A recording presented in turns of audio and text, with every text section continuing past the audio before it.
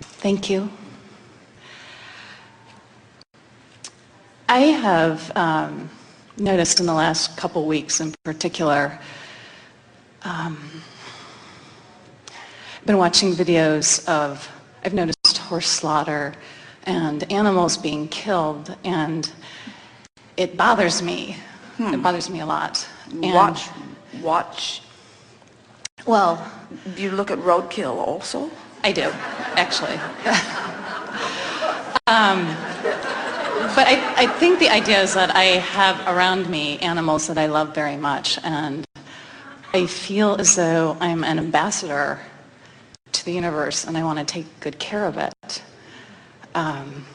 So I guess my Well, if you are an ambassador for anyone, don't look at videos that make you feel awful. That's not the way you promote what you want. It might be the way that you exaggerate what you want, but in the moment of giving your attention to things that are so upsetting to you, you are not promoting something that you want. You cannot promote improvement by holding yourself in experiences that make you feel discord. Your guidance is giving you that indication.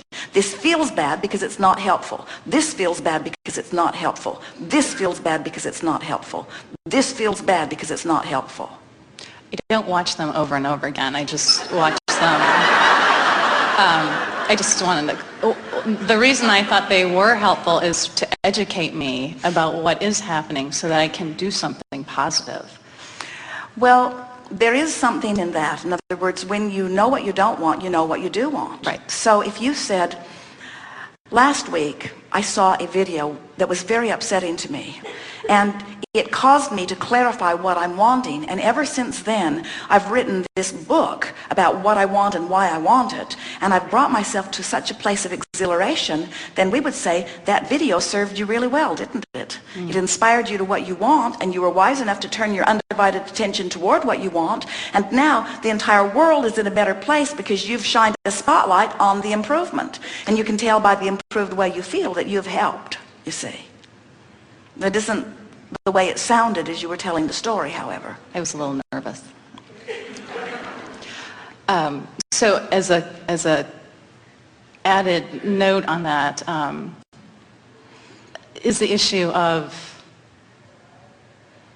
being a vegetarian or not being a vegetarian, you know, eating meat or not. I mean, I think about these things because I think... Oh yes, we think everyone should be a vegetarian. We just can't convince the lion.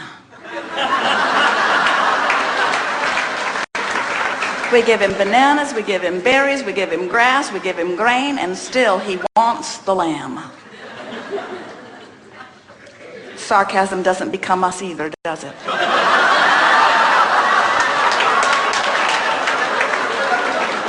In other words, even if you could find enough influence to get legislation and enforcement to stop all people from eating meat, you will never get the big fish to stop eating the little fish, or the lion from eating the gazelle. In other words, it is just this process of life, and the beasts come forth knowing that they are part of the process and not bothered by it at all, because they, unlike humans, are not uncomfortable with the idea of death.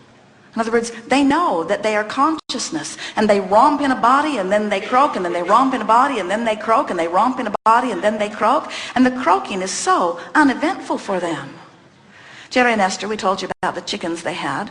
They had a chicken that they named Renegade because she would not stay on the 5 acres that they had set out for her. She wanted to be on the 5 acres next door, and so she kept jumping the fence, and Esther would say, Renegade, that's why they named her Renegade, there's a dog over there who would like to eat you for lunch.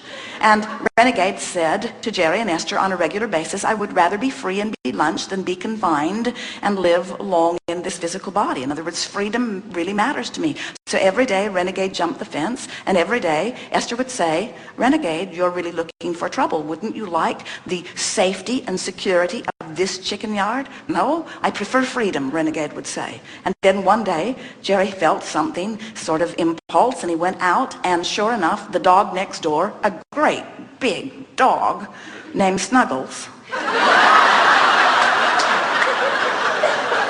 had Renegade in her mouth, and Renegade was hanging like a limp rag. Snuggles was running across the yard all proud because he'd done what dogs do, and Renegade was hanging like a dead, limp rag. And Jerry shouted Snuggles' name, Snuggles! And Snuggles looked up in guilt because he knew better. He'd been trained to defy his natural animal instincts and to do what humans thought he should do. And he dropped Renegade. And Renegade hit the ground, shook herself off, and came home. And Esther said, Abraham, I thought Renegade was dead. And we said, no, she was just getting ready to be dead. Her consciousness had left. In other words, it seemed that the logical thing was that she was going to be lunch, or at least fun. And so she just didn't stick around for the party. And then, when the rules of the game changed, she returned into her physical body. Just the way they all do. In other words, Renegade was not unhappy about the prospect of being lunch. Jerry and Esther said, we don't eat our chickens, we eat strangers' chickens.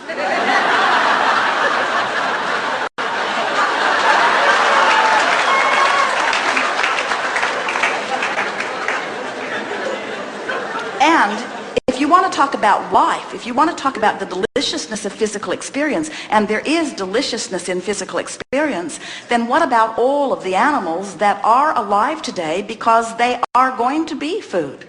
In other words, they're being bred for that. They come forth and have physical experience, and then humans say, oh, yes, but their physical experience isn't a very happy one. They're in cages, or they are incarcerated in some way. And we say, every consciousness that comes forth knows what they're coming forth into, and if they didn't want to come, they would not come. It simply is something that you do not have to control. You can't control, and your effort at controlling it will make you mad. Just trust that well-being abounds and watch for evidence of it.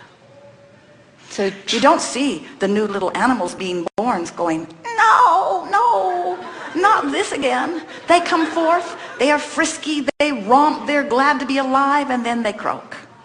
And then they come forth and they're frisky and they romp and they're glad to be alive. In other words, they understand the process of life. They're not unhappy with it. Humans are so worried about death, you don't allow yourselves to live much. I don't know if it's death, it's compassion.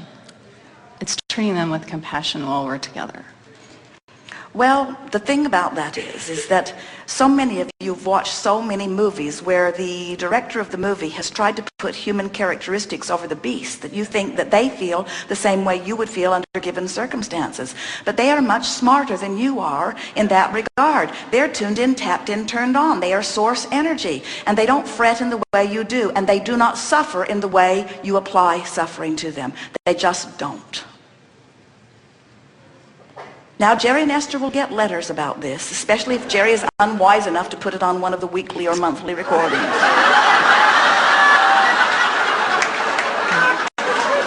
People really want to struggle with this, but there is not a reason to. And if you'll step back and look at the, don't you find it remarkable that you continue to come forth, that your planet continues to remain in balance? The population of your planet is orchestrated from that broader non-physical perspective. The impulses and instincts and intuitiveness, that is the source energy. The beasts of your planet view the world through the eyes of source. They do. The beasts of your planet do. And if you could visit with any one of them, they would tell you every single time, I'm glad to have been here for as long as I'm here, and I'm not worried about my death experience, and I'll be right back. And they would also say to you, don't you spend one moment of your life wasting the joy that is you worried about me. That's what they would say.